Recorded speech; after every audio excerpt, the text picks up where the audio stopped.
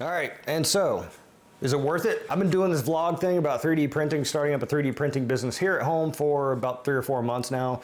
I've been testing various different types of products, art prints, functional prints, you know, some kind of stuff in between, really, really large prints. And so this is how much I made. So this is how much I made doing that in 2024. I started pretty late, about halfway through the year, selling shrouds, mostly crypto mining products. So my other channel, the Technicals, I do crypto mining and 3D printing, like I've said in the past, and crypto mining stuff it's like the ideal product category for 3D printing, because in crypto mining, if you're unfamiliar, often new devices will come out that need, like, you know, adapters and shrouds and things for fans to kind of like stick onto them. And because of the pace at which crypto mining moves, they're not going to be able to produce something like this in a factory fast enough to meet the demand of the market. And with crypto mining, the name of the game is speed. So getting those devices hooked up and on the network and overclocked and whatnot quickly is the name of the game.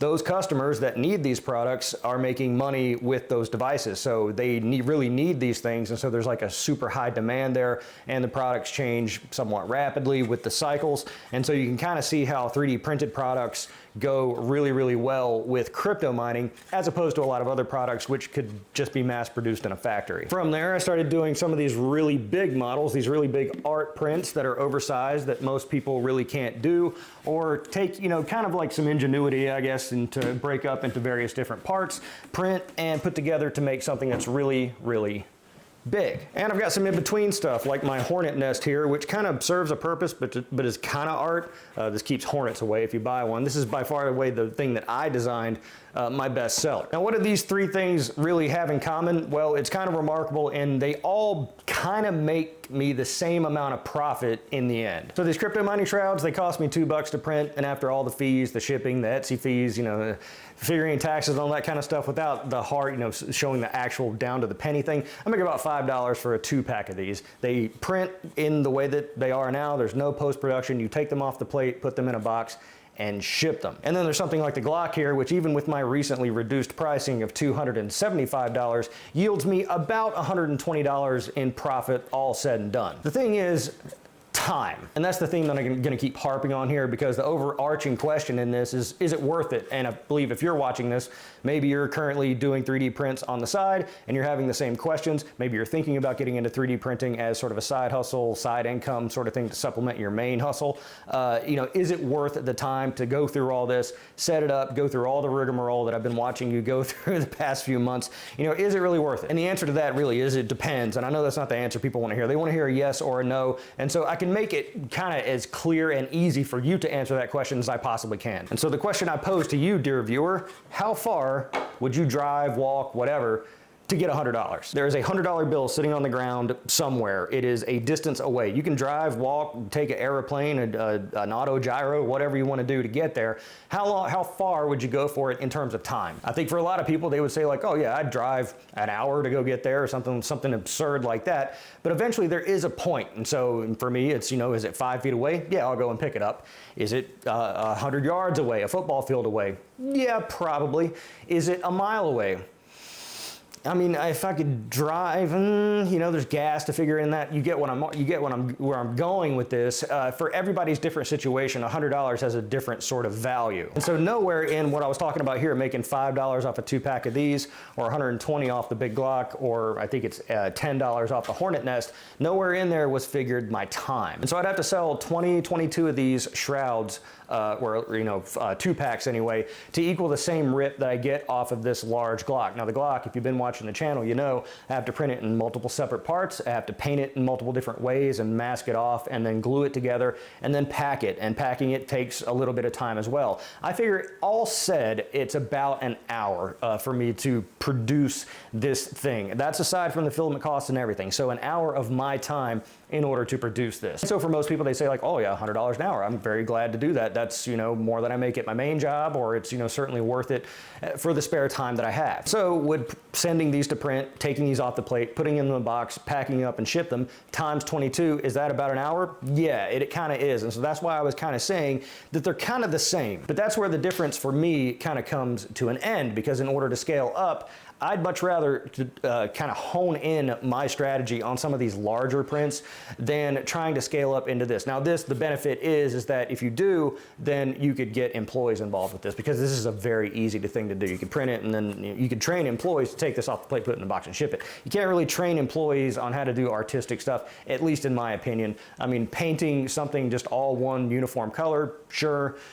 Making something like a giant 450% sized Glock, maybe not so much. But to give you numbers, I'm just going to give you round numbers, because my numbers aren't great for the year, because I started late and I didn't do any Etsy ads. And so I think that's probably important too, because a lot of my peers in the space have been posting their yearly results, and I think every one of them, or most of them anyway, ran Etsy ads or some kind of active advertising campaign. I didn't do any of that. I do have my other crypto mining channel where I kind of promote that I sell these, so that counts somewhat, but it's not like I gave a monetary outlay in order to run some sort of advertisement either through the Etsy platform or any other platform. And so all my stuff was just organic, or me trying to push it through my other social media channel. All said, $200 on eBay and $4,000 revenue on Etsy. That's pretty weak. Certainly doesn't cover costs and expenses, but all said, this isn't the only component of the little side business that I have going. And so I still, for me personally, it's worth to continue pursuing it, because I see sort of the light on the other end of the path there. But for the viewer here, if you're just trying to do this and print things on your lonesome, pack them up and ship them and sell them at home as a side hustle sort of thing, again, you got to go back to the time thing. And I think personally for me, you have to have some sort of competitive advantage, because sure, you could start printing these, anybody can print these, but the problem is that anybody can print these. Then you're competing with someone who's maybe a little hungrier than you, or maybe okay taking a little less profit than you. You're gonna get your throat slit trying to do that kind of thing for models like this. Now, if you design your own model and you have that know-how, you have that wherewithal, maybe you hire someone to design something for you, then yeah, you've got a competitive advantage. You've got something other people don't have. And for me, that's the path I'm exploring with large prints, and that's kind of why I got the Orange Storm Giga. That's kind of why I focus on large prints. Plus, large prints are engaging and interesting, and maybe people buy them, maybe they don't, and if not, they can be repurposed in other ways. Furthermore to that, the one thing that gives me pause here, being a current business owner for over 10 years, is that let's say I do sell 1 million of these per day, I do scale up, I do have employees doing it, taking it off the printer, putting it in the box and ship it, and everything's running swimmingly. It all hinges on whether or not this product has legs to survive. What I mean by that is that if this product has, some sort of endurance behind it, if it's going to be a popular product for more than, say, a year, well then Shenzhen's going to take a look at that. What I mean is that if the product's around for a while, then eventually a Chinese factory will start making it, and they'll make it a lot cheaper than you're ever going to be able to produce it for. They're going to ship it over here on a boat, and then people are going to start distributing it, and there's going to be no money in it. And so the products that are popular, the more popular a product is, the more likely you're going to get cut out of it. And so you can see, in my view, again, this is only just my opinion, you can see how that would create a problem for scaling, because, well, ideally you want to scale up this product and sell a whole bunch, but if you do sell a whole bunch, then other people are going to start selling it, and then you're back to square one. How are you going to pay your employees? How are you going to pay your rent?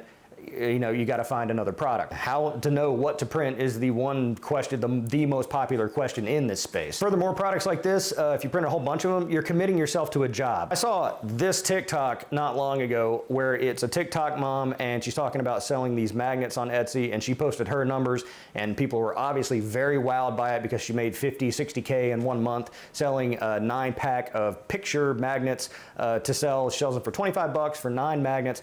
And she was showing her process of printing out the pictures, cutting them out, putting them in a magnet, pressing it into a magnet form, putting all 9 magnets in a box, putting a pretty bow on it, putting packing labels in the shipping label, and sending them all out. And she fulfilled, over 1,000 orders for that month, and she made this, and it cost her this, and this is how much she's taken home. So people are obviously very wowed by that. They're like, oh wow, you made 60K a month, and yeah, well, only the profit's only 20K. Wow, still 20K a month, that's great. But what she showed, and what a lot of people didn't comment on, is it was showing her working 12, 14 hours a day to pack up all these things. She had all her kids there offering her free slave labor, which is nice. But but that you're buying yourself a job, and how do you scale beyond that? Now, something like picture magnets, sure, you could do that, but certainly someone else could come in and do it for cheaper. Someone else could do it for more efficiently. For $20K a month, that's certainly appealing, but I think that the current situation I have is worth more than that. The ability to be flexible and do that kind of thing. And again, that's kind of tying back into what I was saying about having a good bead on whatever your personal situation is, what your time is worth, whether or not it makes sense to do this kind of thing. To be fully transparent, media is a component of this. I say it all the time in comments because people say like, that's not worth it. You're doing it wrong. You're not really scaling up. But media is a component. Media makes money, and media will make more money, and media endures. And so people who watch along in this process to see if it's right for them, I'm hopefully providing something like that, just kind of showing what my experience is with it as a dummy, as someone who doesn't want to commit their life to learning a CAD program or commit their life to being a super ultra 3D print nerd. Maybe there's a lot of people out there who are just average Joes working a job, but they could figure out how to operate a 3D printer, print products, put it in a box and ship it to make a little extra money. And that's really the audience that I'm going for, and those I hope to speak to, not print nerds or not hobbyists or people like that, because I'm not one of those people. I don't aspire to be one of those people, but I do aspire to kind of demonstrate to people what's involved with this. Hopefully that helps clear up some of the questions that people have of where they're on the fence, like, should I do this? Because it's like, it seems like it could be good money, it could not be good money,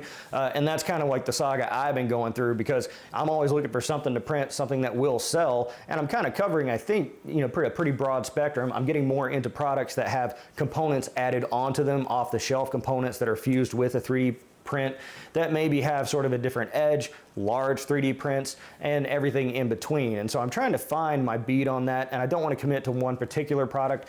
A lot of my peers have a lot of success with some of these more simple products, these things for home vases or office supplies, stationary organizational things, bins, stuff like that. But again, the more they grow, the more and more time that they're spending actually printing and fulfilling those orders. And I can't help but wonder if that time is better spent pursuing other avenues within the realm of maybe larger prints, or maybe just the media itself, or maybe these things that are fused together that have a higher markup. Because that's great when they sell 1,000 of them a month on running off their Bamboo printer. But again, anybody can buy a Bamboo printer for a few $100s and get the file for maybe free, or maybe just a few dozen dollars, and start printing and fulfilling the same exact thing that they're doing. And then suddenly you have all these competitors rushing in. I've said from the beginning, 3D printing as a business has virtually no barriers to entry. Printers are cheap. Filament is cheap. Putting listings online is cheap, and, aside from the fees and things like that. So from within this realm, I'm always looking for those barriers to entry, that being things like large prints or exotic materials that most people can't work with or don't have the environment to work with, or pieces that fuse into 3D prints, custom designs, things that, that only you have the IP for, that only you have the design for. Those are the competitive advantages, and those are the things that I think, if you're looking into this space, that you should really look out for, again, in my opinion. Just whatever you do, don't start a YouTube channel. That's my turf. Anyway, I'd love to know what you think in the comments below. Do you already have a 3D print side hustle going on, and is it the greatest thing since sliced bread? And are you actually making enough, or are you just saying that you're making enough to make yourself feel good about your decision? Because I do that shit all the time. Let me know in the comments below. Be sure to like the video because it's the nice thing to do, and subscribe for more content like this. I'm the Technicals. See you next time.